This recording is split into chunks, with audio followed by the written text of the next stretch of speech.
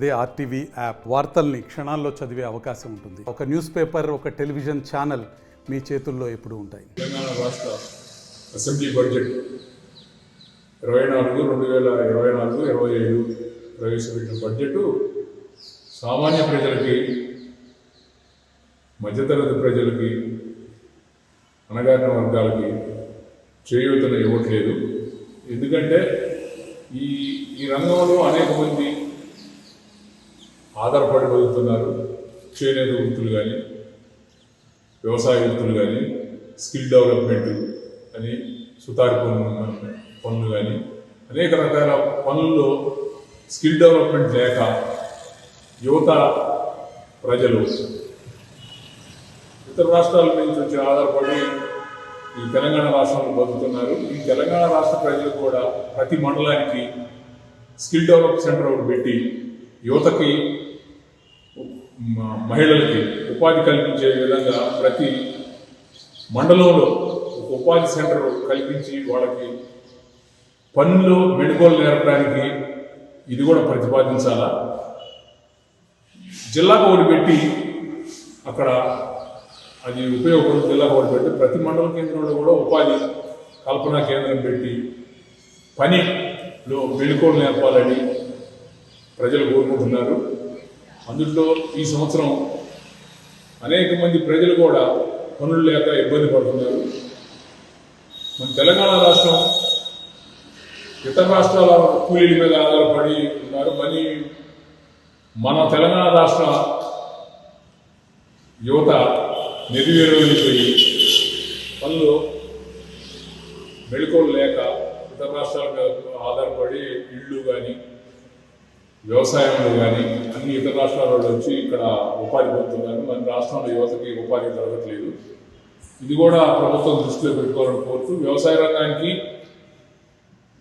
నిధులు కేటాయించారు. అది మంచి పద్ధతే. వ్యవసాయ రంగం మీద ఆధారపడి ఎక్కువ తెలంగాణ రాష్ట్రం కానీ భారతదేశంలో వ్యవసాయ రంగంలో ఆధారపడి జీవించింది.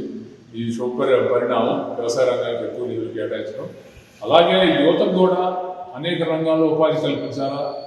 మెళుకువలు నేర్పించడానికి కూడా ప్రతి మండల కేంద్రంలో ఉపాధి కేంద్రాలు పెట్టి వాళ్ళకి మెళుకువలు నేర్పించి యువతకి ఉపాధి కల్పన. రాష్ట్ర గవర్నమెంట్ ఇవాళ అసెంబ్లీలో ఈ ఆర్థిక సంవత్సరానికి బడ్జెట్ మన ఆర్థిక మంత్రి బట్టి విక్రమార్క గారు ప్రవేశపెట్టారు. ఈ ప్రవేశపెట్టిన బడ్జెట్ ప్రవేశపెట్టడానికి దగ్గర 3,000 కోట్లకి దగ్గరకు చేరుకొని ప్రవేశపెట్టారు. కేటాయింపుల్లో వరకు అయితే అన్ని రంగాలకి బాగానే కేటాయించారు. దాన్ని పూర్తి స్థాయిలో పంపిణీ జరిగితే బాగుంటుంది. ఓన్లీ అంకెలకే పరిమితం కాకుండా బడ్జెట్లో అది ప్రజలకి ఆ పొలాలు అనేది పూర్తి స్థాయిలో బడ్జెట్ పెట్టి అవి కేటాయించి ప్రజలకు అందితే బాగుంటుంది. ముఖ్యంగా ఇవాళ గ్రామీణ ప్రాంతాల్లో 10 సంవత్సరాల నుంచి ఇళ్ళు లేని నిరుపేదలు చాలామంది ఉన్నారు. గత ప్రభుత్వము డబుల్ బెడ్రూమ్ ఇళ్ళు అని ఊరికొక 50-60 కట్టి ఆడ చేతులు దులిపేసుకొని ఉన్న పరిస్థితి ఉంది. దాని మీద ఫోకస్ పెట్టి ఇప్పుడున్న గవర్నమెంటు గ్రామీణ పట్టణ ప్రాంతాల్లో కానీ నిరుపేదలను గుర్తించి వారికి పూర్తి స్థాయిలో ఆ ఇళ్ల నిర్మాణానికి బడ్జెట్లో కేటాయించితే, ఇంకా ఎక్కువ కేటాయించితే బాగుండేది. ఎందుకంటే ఏ గ్రామంలో చూసినా కూడా నిరుపేదలు ఇల్లు లేని వాళ్ళు ఒక గ్రామానికి ఒక 50-100 మంది దాకా ఉన్నారు. ఎందుకంటే ఈ 10 సంవత్సరాల్లో కూడా పూర్తి స్థాయిలో ఈ 10 సంవత్సరాల్లో నాగలవంచ గ్రామంలోని ఒక 70 ఇళ్ళు ఇచ్చారు.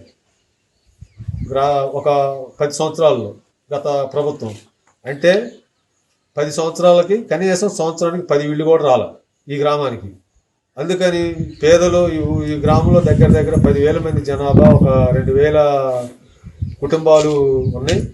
అందరికీ ఆర్థిక ఇబ్బందులతో పేదలు పెళ్ళిళ్ళు చేసుకుని పిల్లలు ఏరియా ఉండి ఒకే ఇంట్లో గదుల్లో ఏరియా ఉంటున్నారు. కాబట్టి ఇప్పుడున్న గవర్నమెంటు దీనికి దృష్టిలో పెట్టుకొని పేదలను గుర్తించి ఇందిరమ్మ ఇళ్ళు అందరికీ శాంక్షన్ చేసి గృహ నిర్మాణంలో ముందుండాలని కోరుకుంటూ కేటాయింపుల్లో బాగానే విద్యాశాఖ కానీ, ఆరోగ్య శాఖ కానీ, వ్యవసాయ శాఖ కానీ కేటాయింపులు అయితే బాగానే జరిగినాయిలే. కానీ అవి అంకెల్లో కాకుండా పూర్తి స్థాయిలో అమలు అయితే బాగుంటుంది.